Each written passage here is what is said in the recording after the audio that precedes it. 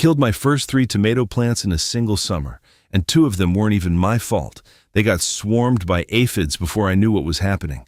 If you've ever watched bugs destroy something you worked weeks to grow, I want you to hear me out.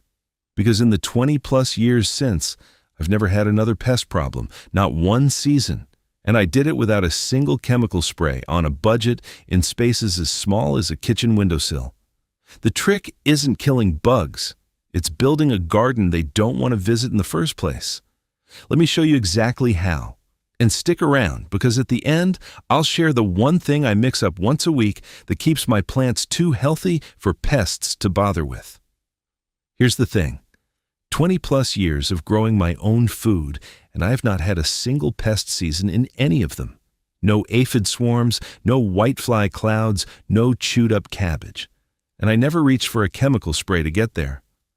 I did it on a tiny budget in 2 small raised beds out back and on a kitchen windowsill no bigger than a cutting board.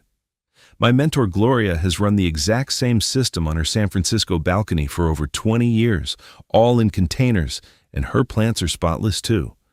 Most folks get this backwards. They wait until they spot the first bug, then panic and grab a bottle of something to spray it down. That's a losing game, because by the time you see the pests, the conditions that invited them have already been sitting there for weeks. You're treating a symptom, not the cause. The whole secret is what I told you a minute ago. The trick isn't killing bugs. It's building a garden they don't want to visit in the first place. When your plants are strong, your bed is mixed up, and good bugs are doing the patrolling for you. The pests just move on to an easier yard down the street. I'm going to walk you through this in 5 steps, and every single one works whether you've got a 4x8 bed or 1 glass jar on the sill. And stick around to the end, because I'll share the one thing I mix up once a week that keeps my plants too healthy for pests to bother with. Step 1. Feed the soil, not the plant. This is the foundation, and it's the one most folks skip. A pest doesn't pick on a strong, well-fed plant. It picks on a stressed one. When a plant is struggling, it actually puts out chemical signals through its leaves, soft, sappy growth and a faint odor, and sapsuckers like aphids home right in on that. So my whole job is keeping plants unstressed. Every early spring, I top each of my 4x8 beds with a 1-inch layer of compost. Not dug in, just laid on top like a blanket. Then, when I plant, I drop a handful of worm castings right in the hole with each transplant. I get those from my sub-pod worm bin sitting right in the corner of the bed, and it costs me nothing but kitchen scraps. Here's where most people mess up. They reach for a bag of synthetic fertilizer to push fast, lush growth. That fast growth is soft and full of water, and aphids and whiteflies love it. You think you're feeding your plant, but you're actually setting the dinner table for pests. On a windowsill, it's the same idea, just scaled down. I mix a spoonful of castings into each little pot of herbs. Do this right, and within a few weeks, your plants stand up dark green and sturdy, and that toughness alone screens out half the trouble before it ever starts. Step 2. Start clean and start strong. You can do everything else right and still lose the season if you carry the problem home with you. This is exactly how I killed my first 3 tomato plants. 2 of them came covered in aphid eggs I never thought to look for, and by the time I noticed, the colony had already taken over. So now, before any new plant goes near my garden, I flip every leaf over and check the undersides. That's where the eggs hide, little clusters that look like specks of dust or rows of tiny pearls. If I see anything, the plant doesn't come in. And even when a transplant looks clean, I quarantine it. I set it off to the side, away from everything else, for 3 to 5 days. And I watch it. If something hatches, it hatches alone where I can deal with it, not in the middle of my bed. I also start my seedlings in clean recycled containers, old yogurt tubs, and nursery pots I've scrubbed out, because last year's dirt can carry last year's eggs. On a windowsill, same rule. That grocery store basil you bring home gets the leaf flip in a few days apart from your jars before it joins the family. Get this step right, and you've shut the front door on the single most common way pests arrive, riding in on a plant you bought. Step 3.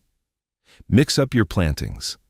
This is the one that changed everything for me, and it's the one Gloria drilled into my head when I first saw her balcony in San Francisco. She'd been growing food in containers up there for over 20 years, completely pest-free, and her secret wasn't tidy. It was the opposite. Her balcony looked like a happy mess, tomatoes next to basil next to a pot of chives, ginger tucked behind a row of flowers. And that's the point. Most pests find their dinner by scent. They follow the smell of the one crop they're after. When you plant a long, clean row of a single thing, you've built them a runway and a buffet. They land on the first plant, find exactly what they want, and march right down the line. So I never plant a solid block of one crop. I break it up. Every few feet, I tuck in something aromatic, basil, chives, a little rosemary, and the strong smell of those herbs scrambles the signal a pest is trying to follow. It's like throwing a blanket over the scent trail. They land, they get confused, and a lot of them just leave. Then I add flowers right in the bed. Marigolds throughout, and nasturtium especially, because nasturtium works as a trap crop. Aphids actually prefer it to my vegetables, so they pile onto the nasturtium and leave my beans and tomatoes alone. When that one plant gets covered, I can pull it and toss it, taking the whole colony with it. Here's where folks go wrong. They keep everything neat and separated because it looks nice and orderly, and they end up with that single tidy row that turns into a pest highway. Tidy is for show. Mixed up is for protection. On a windowsill, it works just the same. You set a small pot of basil or chives between your jars and containers, so no single plant is sitting out there exposed and easy to find. Do this right, and your bed stops reading like one big meal and starts reading like a confusing jumble that isn't worth the trouble. The pests fly in, can't sort out what's what, and move on to an easier yard down the street. And here's something I noticed in my own beds that made all of this click. The corner where I'd crammed in the most variety, herbs and marigolds and a couple of nasturtiums all jumbled together, was always the cleanest. No aphids, no chewed leaves, nothing. Meanwhile, the spot where I'd lined up a neat row of one crop was always the first place trouble showed up. Same soil, same water, same week. The only difference was the mix. That was the moment I stopped thinking like someone fighting bugs and started thinking like someone designing a place bugs wouldn't bother with. It costs almost nothing, too. A packet of marigold seeds runs about $1, nasturtiums maybe $2, and they reseed themselves year after year if you let a few go to seed in the fall. So you're building a living defense system for pocket change, and it gets stronger every season instead of needing to be bought again. Do that, and your bed stops being a tidy buffet with a sign out front. It turns into a confusing tangle of scents that most pests give up on and fly right past. That alone took care of the chewing damage I used to fight every single June. Step 4. Invite the predators in. The first 3 steps build a garden that's hard for pests to find. This one builds a garden that fights back for you. Because you are not the only one who wants those aphids gone. There's a whole crew of beneficial insects that eat them for a living, and your job is to feed them and give them a reason to stick around. The way you do that is with flowers. Specifically, small flowers that bloom over a long stretch. I let sweet alyssum, dill, cilantro, and yarrow go to flower in and around both of my raised beds. Most folks pull cilantro the second it bolts. I let a few plants flower on purpose because those tiny white and yellow blooms are exactly what ladybugs, lacewings, and hoverflies come looking for. They feed on the nectar, then lay their eggs right there on your plants, and their young are the real workers. One hoverfly larva will eat hundreds of aphids before it grows up. I've watched a colony on a pepper plant disappear in 3 days without me lifting a finger. The failure mode here catches almost everybody, and it ties right back to the whole idea. The moment you spray anything, even an organic soap, even something you mixed yourself, you don't just kill the pest, you kill the ladybugs and lacewings that were on their way to handle it for free. So you wipe out your own labor, and now you're spraying again next week, and the week after that. Don't do it. Let the predators arrive. They always do if you give them somewhere to land. On a windowsill, you can do a smaller version. A little pot of flowering alyssum or some cilantro left to bloom on the sill pulls the same insects in through an open window. Gloria has run this exact system on her San Francisco balcony for more than 20 years, entirely in containers, and she's never sprayed a thing. She tucks a few pots of flowering herbs between her tomatoes and her ginger, and the good bugs find their way up to the 4th floor every year. Gloria's rule is simple: feed the helpers, and they'll handle the rest. Step 5. Air, water, and 30 seconds a day. This is the one that ties the whole system together, and it costs you nothing but a little attention. Start with airflow. When I set plants in my 4x8 beds, I give them more room than the seed packet suggests.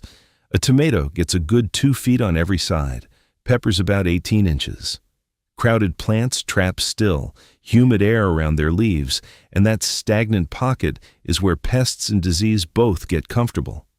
Give every plant room to breathe so a breeze can move through, and you've taken away the damp shelter aphids and mites love. Then water. This one I learned from my dad when I was a kid, and it's stuck with me for decades. Water at the base of the plant, at the soil, not over the top of the leaves, and do it in the morning, not the evening. Overhead, watering at night leaves your foliage wet and cool for hours, and that's an open invitation. The failure here is the classic one. A quick spray over the whole bed with the hose at the end of a hot day. It feels efficient. It's actually setting a humid trap overnight. The last piece is the daily walk. Every morning while my coffee's brewing, I take 30 seconds and look at my plants. I flip a few leaves, check the undersides, glance at the new growth. That's it. The whole point is to catch a problem when it's 3 bugs and not 300. If I spot a lone aphid or a single caterpillar, I squish it between my fingers right there, and the problem's over. 30 seconds a day means I've never once walked out to a disaster, because I caught everything when it was still nothing. On a windowsill, it's the same habit, just smaller. Don't crowd your jars and pots so tight that air can't move between them. Water the soil, not the leaves. And give your indoor plants the same 10-second glance every morning. Put all 5 of these together and you can see why I haven't had a pest season in over 20 years without a single chemical spray. Strong plants, clean starts, mixed plantings, hungry predators, and good airflow with a daily glance. None of it is about killing bugs. All of it is about building a place they never wanted to visit. Now, if what I'm showing you today is making sense, and you're starting to realize you can do this without a single chemical and without a yard to your name, I want to point you somewhere. Prevention does most of the work, but every now and then, something still crawls in. A few fungus gnats in your container soil, a stray aphid that beat the ladybugs to it. Knowing exactly what you're looking at and the no-spray fix for it is its own little skill, and I walk through all of it in Chapter 10, the troubleshooting chapter of my book, The 30-Day Kitchen Scrap Garden Protocol. It's $17 at backyardbuddybooks.com. If you're watching on your TV, grab your phone and point it at the QR code on screen. No rush, take a second to pull it up. I'll wait right here. Or just tap the link in the description. All right, let's keep going. There are 3 mistakes I see people make over and over, and every one of them quietly undoes the whole system. The first is reaching for a spray at the first aphid. I get the instinct. You see a bug, you want it gone. But even an organic soap spray kills the ladybugs and lacewings sitting 1 leaf over, so you knock out your own defense and end up dependent on spraying all season long. The fix is to wait, let the predators show up, and handpick the rare straggler if you have to. The second mistake is overfeeding with a high nitrogen fertilizer to push fast, lush growth. That soft, sappy new growth is exactly what aphids and whiteflies target, because it's tender and easy to pierce. So the plant you're proudest of, the big leafy one, becomes the magnet that draws them in. The fix is the first thing I taught you. Feed the soil slowly with compost instead of force-feeding the plant. The third mistake is crowding your plants and watering overhead in the evening, and this one bites windowsill growers hardest because space is tight. Pack pots together and soak the leaves at night, and you've created stagnant, humid foliage that invites both pests and disease. The fix is the same on a balcony as it is in a bed. Space things for airflow and water at the base in the morning. Now, I told you at the start I'd share the one thing I mix up once a week that keeps my plants too healthy for pests to bother with. Here it is, and it came straight from Gloria. Once a week, I mix 1 tablespoon of liquid kelp. That's just liquid seaweed with 1 teaspoon of unsulfured molasses into 1 gallon of water. Then, I spray it lightly over the leaves early in the morning. That's the whole recipe. Here's why it works. Because the why matters more than the what. The kelp is loaded with trace minerals and natural growth compounds that toughen up the leaf tissue and the cell walls. The molasses feeds the beneficial microbes, both in the soil and right there on the leaf surface. And here's the part that ties it back to everything I've shown you. A pest, like an aphid, hunts for soft, sappy, stressed growth, the kind that gives off a chemical signal that says, "Easy meal over here." A plant that's well fed and toughened up just stops sending that signal. The leaves are firmer, the new growth is sturdier, and the bugs cruise right past it looking for something weaker. You're not poisoning anything. You're making the plant a bad target. The best part is the cost. A bottle of liquid kelp runs a few dollars and lasts me a whole season, and it scales down perfectly. For a few herbs on a windowsill, mix a small amount in a recycled spray bottle and give the leaves a light mist once a week. Same recipe, same result, no yard required. Before I let you go, if mixing up your plantings in step 3 made sense to you, there's a way to take that single trick and turn it into a whole plan. In Chapter 7 of the book, Scaling Up, I lay out companion planting for containers and small beds with simple diagrams showing exactly what to set next to what so your garden defends itself from the day you plant it. It's the guide I wish I'd had 10 years ago when I was killing tomatoes in my Portland apartment. The whole thing is $17 at backyardbuddybooks.com. If you're on the big screen, take your time and scan the QR code. Go ahead and grab your phone. I'll be right here.